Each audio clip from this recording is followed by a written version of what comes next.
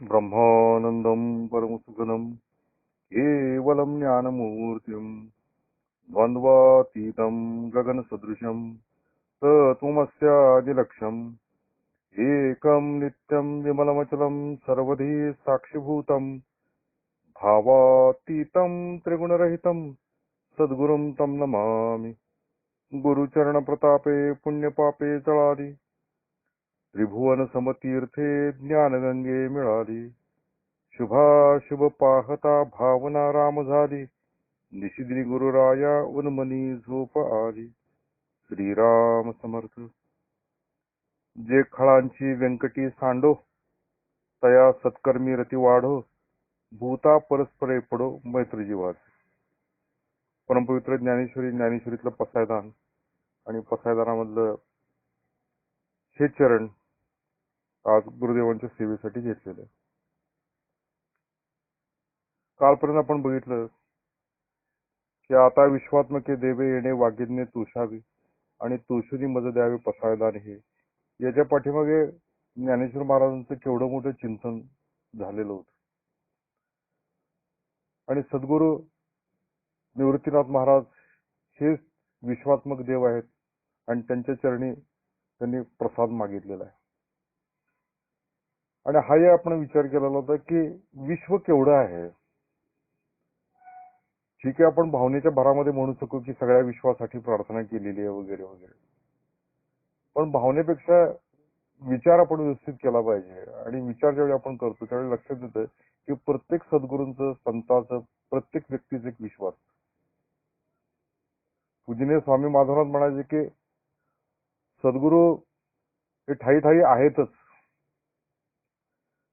पण एखादी व्यक्ती सद्गुरू म्हणून आल्यानंतर तिच्याकडे ते अधिकार आल्यानंतर ती आपल्या हयातीमध्ये किती लोकांना अनुग्रह देऊ शकते, तर साधारणपणे 5-1 हजार लोकांना ती अनुग्रह देऊ शकेल त्यांच्या लाईफ स्पॅन मध्ये। त्यामुळं त्या सद्गुरूंचं एक विश्व तयार होतं, त्या सद्गुरूंचा एक संप्रदाय तयार होतो आणि त्या संप्रदायानुसार ते तेवढं विश्व होऊन जातं। तसं ज्ञानोबा माऊलीचं देखील एक विश्व तयार झालेलं आहे। जे जे कोणी ज्ञानेश्वरीशी जोडले जातील, भगवद्गीतेशी जोडले जातील, ज्ञानेश्वर महाराजांच्या चरणाजवळ येतील आणि ज्ञानेश्वरीचा अभ्यास करतील, ते सगळे त्या विश्वामधले आहेत आणि त्यांच्यासाठी केलेली ही प्रार्थना आहे।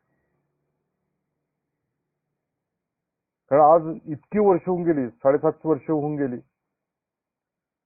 आणि ही प्रार्थना ज्ञानेश्वर महाराजांनी केलेली आहे। याच्यामुळे जगात काही फरक पडला का, तर लक्षात येतं की तसा फरक काही पडत नाहीये। कारण काय आहे की सदिच्छा सद्भावना या संतांच्या कायमस्वरूपी असतातच। इव्हन सद्गुरूंच्या देखील सत्शिष्य बाबतीमध्ये सद्भावना असते, सदिच्छा असते, आशीर्वाद असतातच।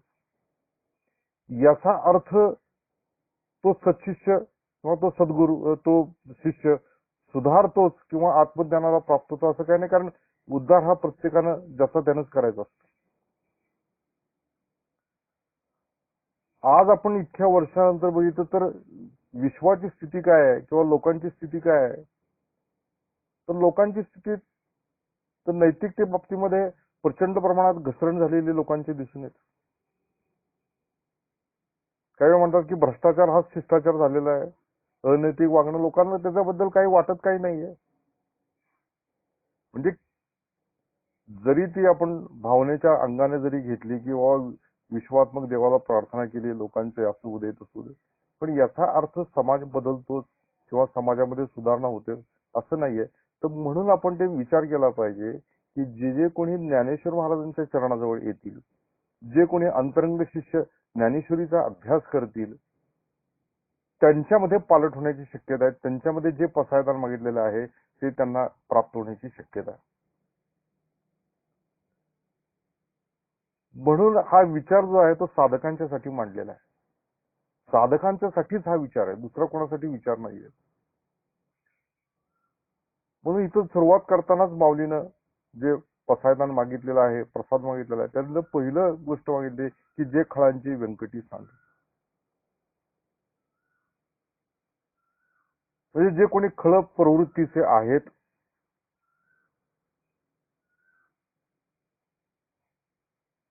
त्यांची जी वक्रबुद्धी जी आहे ती निघून जाऊ दे असं म्हटलेलं आहे. आणि पूजनीय स्वामी माधवनाथांनी राईटली सेड म्हटलेलं आहे की खल हे दुसरं तिसरं कोण नसून आपणच ते खल आहोत. तर आपण ज्ञानेश्वर महाराजांच्या चरणाजवळ आलेलो आहोत आणि चरणाजवळ आल्यानंतर ज्यावेळी आपण अंतर्मुख होतो ज्ञानेश्वरी वाचता वाचता त्यावेळी लक्षात येतं की आपल्यामध्येच ते अनंत दोष भरलेले आहेत.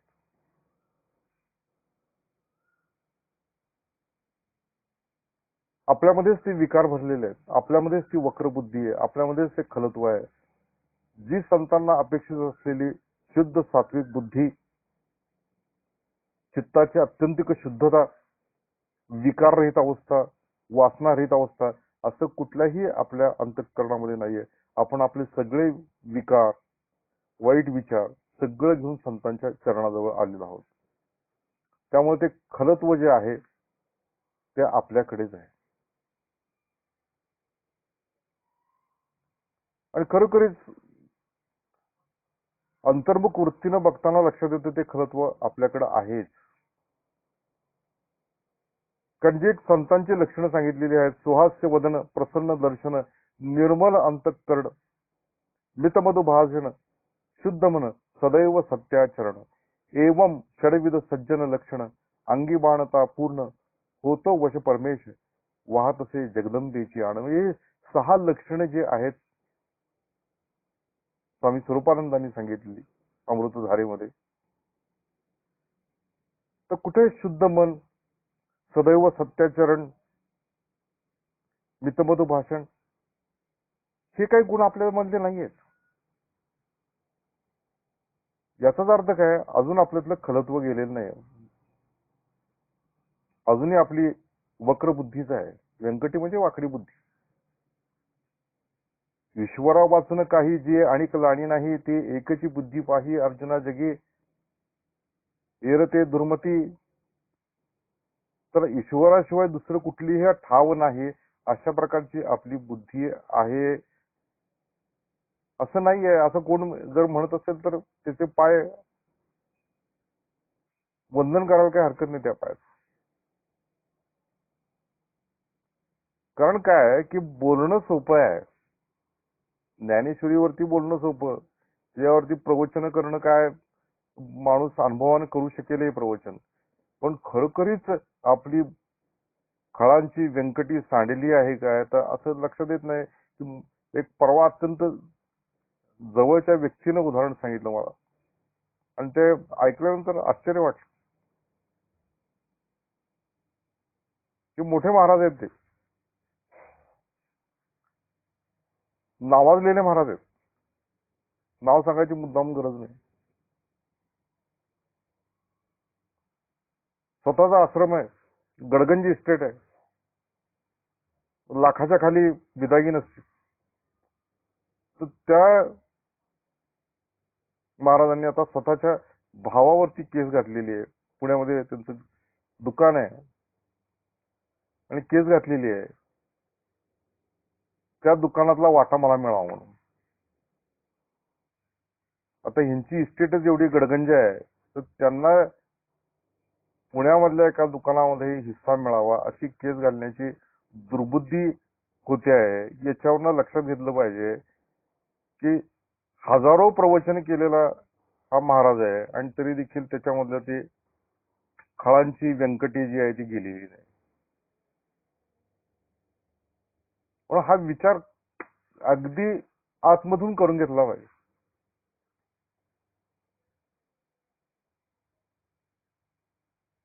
पण ते आहे की नाही हे आतमध्ये अंतर्निरीक्षण केल्यानंतर ज्ञानेश्वरी वाचता वाचता लक्षात येतं की जे मोठे मोठे गुण माऊलीनं वर्णन केलेले आहेत, भगवंतांनी सांगितलेले, त्याच्यावरती भाष्य केलेलं आहे, त्यातला लेश मात्र देखील बरेच वेळा आपल्यामध्ये उतरलेला नसतो किंवा नसतो.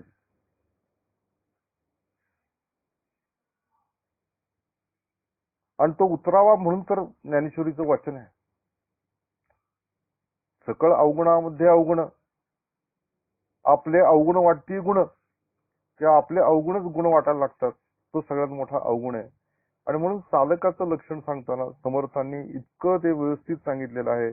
करुणी अवगुणांचा त्याग, जेणे धरीला सत्संग, त्या बोली जे मग साधक ऐसे ना. अवगुण त्यागी दिवसेंदिवस, करी उत्तम गुणांचा अभ्यास, स्वरूपी लावी निज दास, मग तो साधक. अवगुणांचा त्याग कधी सांगितलेला आहे. आणि तीच गोष्ट माऊली इथं सांगते.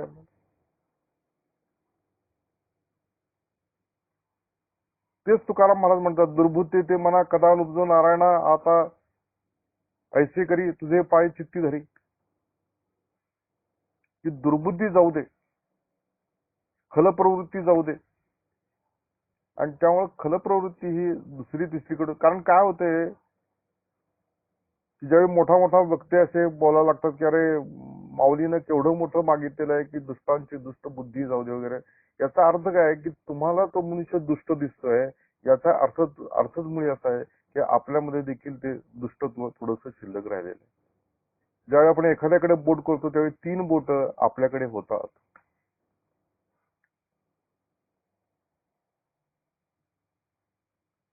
आणि म्हणून माऊलीने हे प्रसाद दान सद्गुरूंच्याकडे मागितलेलं आहे की खळांची व्यंकटी सांडव, वक्रबुद्धी जाऊ दे. आणि ही वक्रबुद्धी अनेक जन्मांची साठलेली आहे. स्वामी विवेकानंद म्हणतात, लोक धर्म म्हणून मुंग्यांना साखर खायला घालतात आणि इकडे इस्टेटीसाठी भावाचा गळा कापायला मागे पुढे पाहत नाहीत. हा कसला धर्म म्हणायचा? तसं आपल्यामध्ये देखील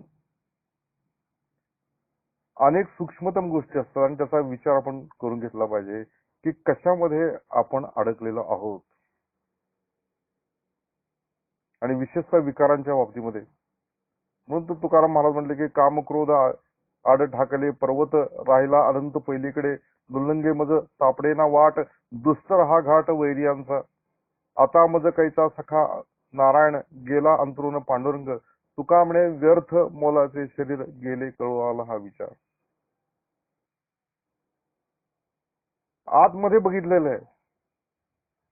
कासे गुणदोष वर्णो अनेकांचे, माझ्यामध्ये काय उणे असे, नष्ट दष्टपणा कवणाचा वाणो, अणुन अधिक माझे असे.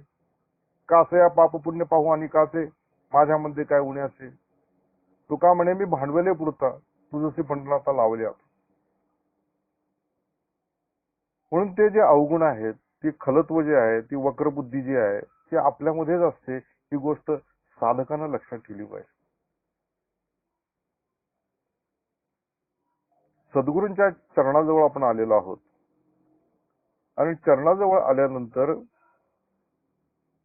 तिथल्या 2च गोष्टी बघायच्या असतात की एक म्हणजे आपल्याला पवित्रतम पूज्य झालं पाहिजे, की जसं ते गोंदवलेकर महाराजांनी म्हटलेलं आहे की भगवंत हा पूज्य आहे. पूज्य म्हणजे पवित्रतम आहे, त्यामुळे आपण पवित्र झालं पाहिजे. आणि दुसरी गोष्ट, तो पूज्य म्हणजे गोंदवलेकर महाराज म्हणले की शून्य, झिरो सेट.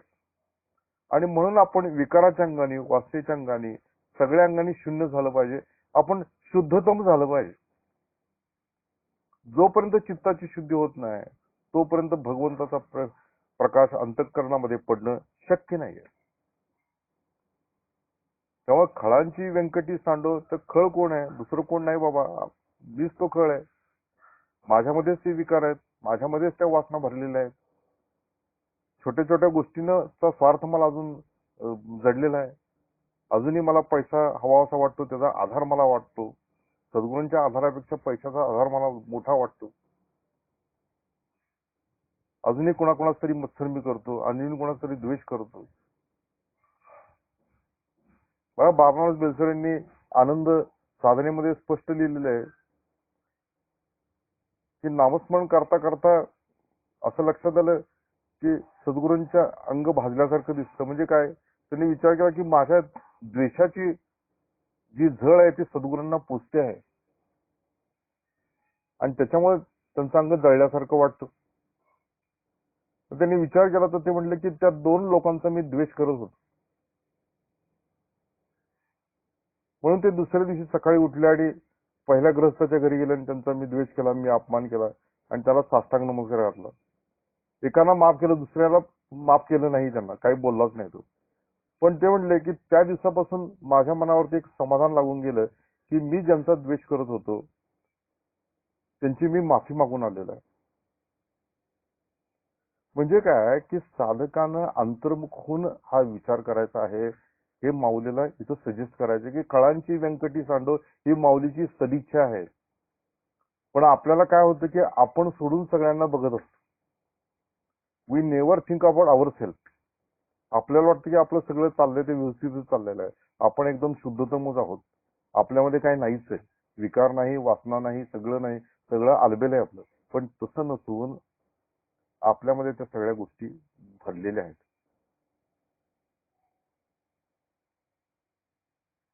आणि म्हणून बघा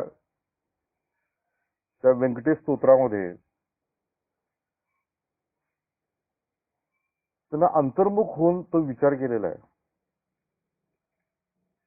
की माझ्या अपराधांच्या परी वर्णिता शिंदी वैखरी, दुष्ट पतित दुराचार्य आदमावनी आदम, विषयासक्त मंदमती आळशी कुरपण किवसी मलिन मानसी, सर्व काळ सज्जनासी द्रोह करी स्वभावला, वचनोक्ती नाही मुद्र जनासी अत्यंत निष्ठुर, सकळ पामरा माझी पामर व्यर्थ बडीवार जागीवार, काम क्रोध मदमत्सर हे शरीर त्यांचे बिडार, काम कल्पनेचे फार दृढते केलासे, 18 भार वनस्पतींची लेखणी समुद्र भरला मशिकुरिणी, माझे अवगुण लिहिता धनी तरी लिहिली न जाती, ऐसा पतित मी खरा परी तू पावन पतित पावन सारंग धरा, तुवा अंगीकार केल्या करा धरा कोण दोष गुण करी.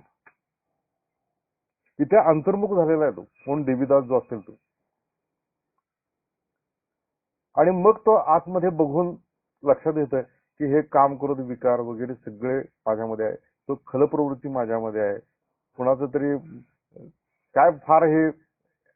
आता याच्यामध्ये कसं आहे की 100% काय आपण तसे नसतो, पण काही टिटपिट्स तरी असतात, थोड्या प्रमाणात तरी आपली काहीतरी खलप्रवृत्ती असते.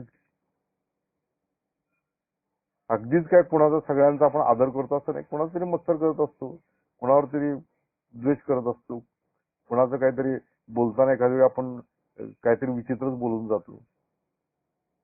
याचा अर्थ काय आहे की मुळात आपलं अंतःकरण शुद्ध झालेलं नाही. आणि ते अंतःकरण शुद्ध होण्यासाठी जी खटपट करायची ती माऊलीनं पुढे सांगितलेलीच आहे. म्हणून पहिल्यांदा माऊली असं सदिच्छा व्यक्त करते की खळांची व्यंकटी सांडो, त्याची वक्र बुद्धी जी आहे, खलप्रवृत्ती जी आहे ती जाऊ दे आणि त्याच्या ठिकाणी चांगली बुद्धी निर्माण होते. आणि त्यामुळं ज्ञानेश्वरी वाचायची म्हणजे काय की ते पारायणाचा तो विषय नाहीये, तो आचरणाचा विषय आहे. आणि आचरणाचा विषय असल्यामुळं आपल्याला अत्यंत डोळ्यात तेल घालून आपल्या आचरणाकडे पावलोपावली बघायला लागतं. भाऊसाहेब महाराज म्हणायचे की आपलं लक्ष प्रत्येक पावलावरती असावं, जसं ते श्वासावरती लक्ष असावं ते म्हणायचे की प्रत्येक श्वास नाम घेतल्याशिवाय जातो की नाही हे बघावं, तसं आचरणाकडं अत्यंत लक्ष असावं.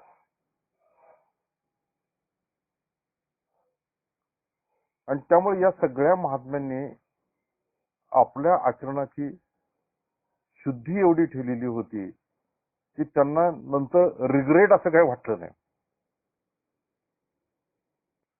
पूजेने स्वामी माधवनाथ म्हणायचे, आणि खरोखरीच ती गोष्ट एवढी अंतःकरणाला भिडलेली आहे माझ्या. ते म्हणाले की या 40 वर्षात असं एकही कर्म माझ्या हातून झालेलं नाहीये की ज्याचा मला पश्चाताप वाटेल. अशी कोणाची छाती आहे सांगायची की 40 वर्षात एकही कर्म माझ्याकडनं असं झालेलं नाही. असं महात्मे क्वचितच असतात, नाहीयेत असं नाही, पण ते महात्म्यांचंच वर्णन आहे, ती महात्म्यांचीच अवस्था आहे. आपण 4 दिवसापूर्वीच सांगू शकणार नाही. आपण म्हणजे मी असं म्हणतो. दुसऱ्या कोणाला दोष देण्याचं किंवा दुसऱ्या कोणाचं क्रिटिसाइज करायचं काही कारण नाही. पण मी माझाच विचार करतो की 4 दिवसापूर्वी देखील मी असं म्हणू शकणार नाही की माझ्या हातून असं कुठलंही कर्म घडलेलं नाही, वाईट कर्म घडलेलं नाही की ज्याचा मला पश्चाताप होत नाही. कारण काहीतरी घडून गेलेलंच असतं, काहीतरी बोललेलं असतं, काहीतरी वाईट विचार मनात आलेला असतो, काहीतरी आपण केलेलंच असतं. त्यामुळे काय आहे, की खळांची व्यंकटी सांडव या पाठीमाग माऊलीनं जो विचार केलेला आहे तो अत्यंत मूलभूत विचार करायला केलेला आहे. कारण काय, जोपर्यंत ईश्वरनिष्ठ बुद्धी होणार नाही, जोपर्यंत चित्ताची शुद्धी होणार नाही, तोपर्यंत परमार्थाचं जे अंतिम शिखर जे आत्मज्ञान आहे ते होणं शक्य नाहीये. It is not possible at all.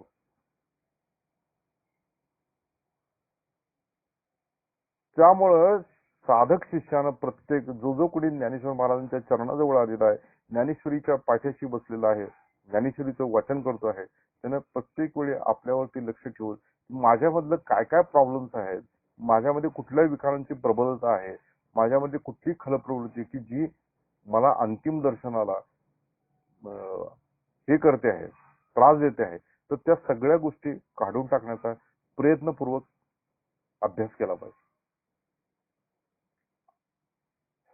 म्हणून ती सदिच्छा व्यक्त केलेली आहे साधक जगतासाठी. जे माऊलीचं विश्व आपण धरून चाललेलं आहे की जे ज्ञानेश्वरीचे वाचक आहेत आणि ज्ञानेश्वर महाराजांच्या चरणाजवळ आलेले त्या विश्वाचा विचार करतोय. संपूर्ण विश्वाच्या बाबतीमध्ये देखील आपण ते भावनेनं म्हणू की असं असं होऊ दे असं माऊलीनं म्हटलंय. ठीक आहे, काय हरकत काय नाही. ते विश्वगीताचा सुगंध वगैरे असे शब्द वापरलेले आहेत शंकर महाराज अभ्यंकरांनी. ठीक आहे, ते भावनेचा भाग आहे तो. पण मूळ गोष्ट काय आहे, मूळ गोष्ट ही आहे. कारण काय झालंय, सर्व संतांनी व्यक्तीच्या सुधारणेवरती भर दिलेला आहे, हे लक्षात गोष्ट घेतली पाहिजे. त्यांच्या चरणाजवळ जी व्यक्ती ती त्याच्यामध्ये सुधारणा व्हावी असा विचार केलेला आहे. मासमध्ये सुधारणा होणं शक्य नाही. It is not possible. संपूर्ण एक अगदी 100 लोकांचा पालन करतो, 1000 लोकांचा शक्य नाही ते. It is not possible. प्रत्यक्ष भगवान गोपाळ कृष्ण समोर असताना शिशुपाल, कंस, दुर्योधन आणि शकुनी वगैरे यांच्या मतीचा पालट ते करू शकलेले नाहीत. प्रत्यक्ष भगवंत समोर असताना त्यांचं सहवास असताना ते करू शकत नाहीये.